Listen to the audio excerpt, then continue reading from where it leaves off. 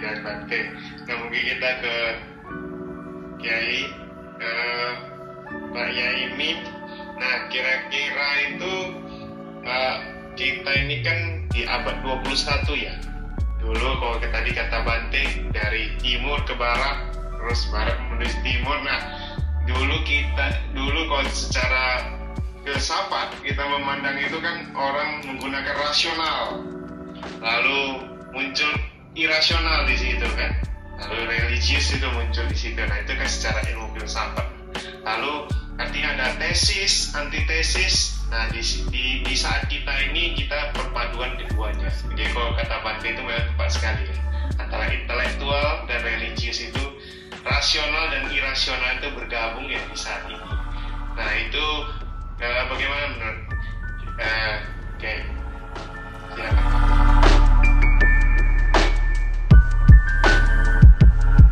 Silakan Pak Kiai.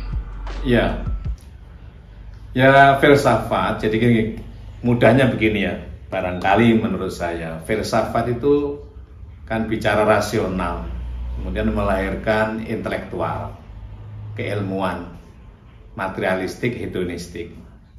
Religius itu irasional, melahirkan moralitas ya teman, berakhlak, berasa, lalu toleran dan lain sebagainya. Nah, ini mesti gabung, ya, makanya harus berintegrasi ya. Orang kalau hanya bodoh doang, maksud saya gini, kalau hanya menggunakan religius saja, itu kan sama dengan punya pedal rem saja kata Bante tadi. Ya nggak bisa jalan loh. Masa dikit-dikit berdoa, dikit-dikit upacara loh. Kalau terus kapan actionnya gitu loh. Tetapi kalau hanya punya filsafat saja, pengetahuan saja, atau punya pedal gas saja, nobruk juga. Maka bahasa saya tadi tidak ada pengetahuan, teknologi, senjata tajam yang membunuh. Yang membunuh itu manusianya. Manusianya ya remnya ini. Nah, kalau pisau digunakan oleh ibu-ibu di dapur ya bermanfaat itu.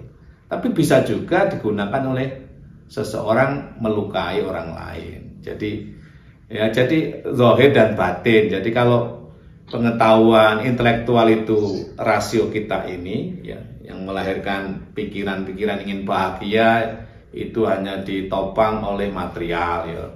Adanya piranti-piranti zahir yang serba mewah misalnya, lalu bahasa John Locke-nya itu adalah perut ya, material ya.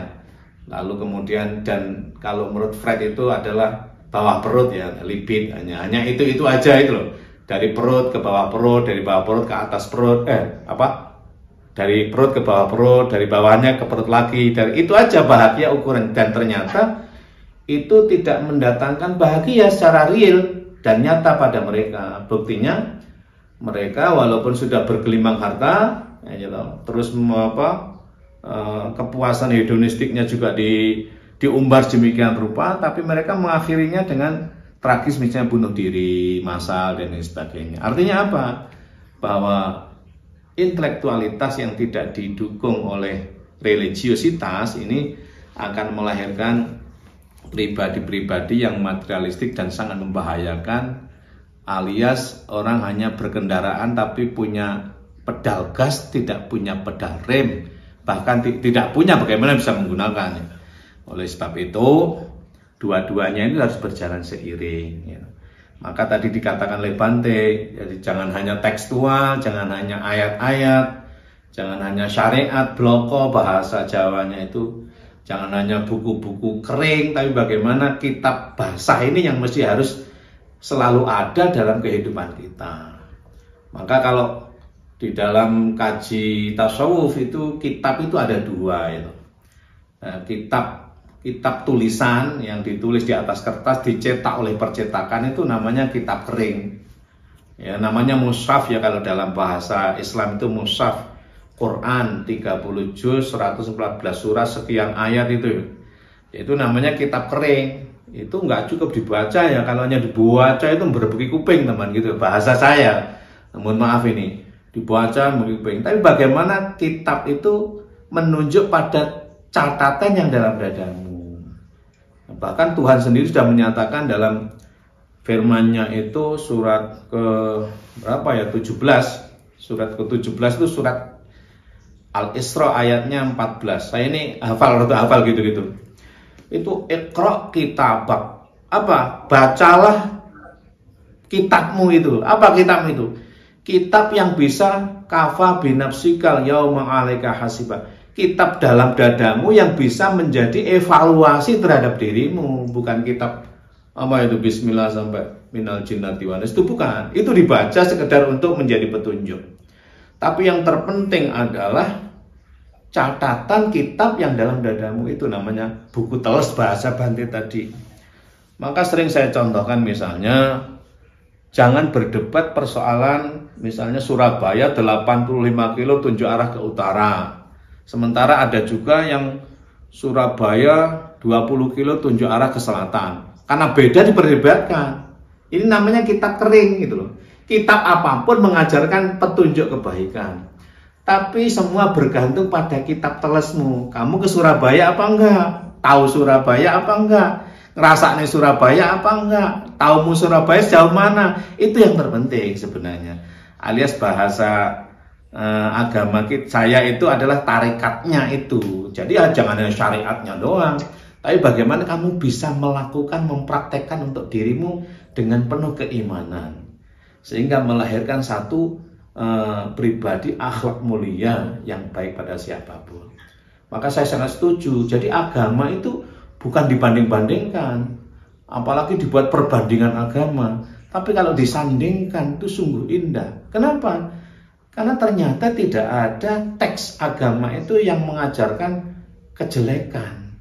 Nah, problemnya adalah di sini. Problemnya ketika teks itu dipahami secara intelektualitas yang berbeda. Alias orang pikirannya tidak cerdas, lalu mempraktekkan secara tidak benar. Makanya tadi saya katakan bahwa yang pertama kali orang itu bagaimana menangkap teks agama itu secara benar. Nah, teks agama itu harus mengantarkan ketundukan pribadi melalui ibadah. Gitu. Tidak cukup megur pinter tok, tapi kudu benar-benar berbakti kepada Tuhan. Nah, dari situlah maka akan lahir namanya rasa agama. Rasa ini yang akan melahirkan pribadi, karakter, watak seseorang, ya. Tidak sekedar kalau watuk tadi benar-benar watak yang menghargai, menghormati siapa saja tanpa membeda. Ini namanya hakikat tadi. Kenapa? Karena sadar betul, karena ma'rifah betul. Bagaimanapun, seperti apapun, kayak apapun, bagaimanapun, dari manapun, dimanapun, semua itu atas kehendaknya Tuhan. Jadi adanya timur, adanya barat, timur, tengah, semua menjadi pelajaran bagi kita. Tidak boleh ada yang dicaci, tidak boleh ada yang dihina, semua menjadi pelajaran. Kalau seorang dalang, misalnya sendiri saya contohkan dalang, karena saya itu pengagum wayang ya. Jadi selalu kan ada buto ya, ada yang baik-baik, ada yang tidak baik-baik. Nah, itu semua dimainkan untuk diambil pelajaran, kemudian dipraktekkan dalam kehidupan sehari-hari. Alias kamu jangan berlaku kayak Tuhan. Apa berlaku kayak Tuhan? Kayak dalang itu loh. Apa kayak dalang itu? Bahasa itu, bahasa agamanya berarti titik musyrik, titik musyrik. Lah memangnya kamu itu Tuhan kalau jadi perilaku kita itu ya sudah, orang berlaku begitu. Siapa sih sebenarnya orang musyrik ini? Orang musyrik itu orang yang mengatakan orang lain itu musyrik, dialah musyrik gitu. Kalau dalam bahasa, dalam konsepsi yang saya pelajari ya, siapa orang yang berdosa besar, tidak diampuni oleh Tuhan dosanya, adalah orang yang menuduh orang lain berlaku musyrik. Apa berlaku musyrik itu? Mempercaya ada kekuatan selain kekuatan Tuhan. Menuduh orang lain musyrik, dialah musyrik. Sedangkan orang yang dituduh musyrik belum tentu musyrik. Kenapa? Karena musyrik itu menyangkut kepercayaan, keagamaan yang hanya bisa diketahui, dirasakan oleh orang yang bersangkutan. Jadi bukan perilaku zahir, tapi fenomena batin musyrik. Maka orang yang mengatakan kamu musyrik, dialah yang sudah musyrik duluan. Orang yang dikatakan musyrik belum tentu dia musyrik. Nah, disinilah maka Quran benar-benar melarang kamu itu. Kamu jangan sampai mengatakan pada orang lain sesuatu yang tidak disukai atau menyakiti. Sampai la yaskhar qaumun min qaumin asa ayyakunu khairam minhum. Kamu jangan mengatakan atau menghinakan orang lain, karena orang yang kau hina itu pasti lebih baik daripada kamu yang telah menghina itu. Kamu yang merendahkan orang lain itu, kamu sudah lebih rendah dari orang yang kau rendahkan itu. Inilah sebenarnya, maka saya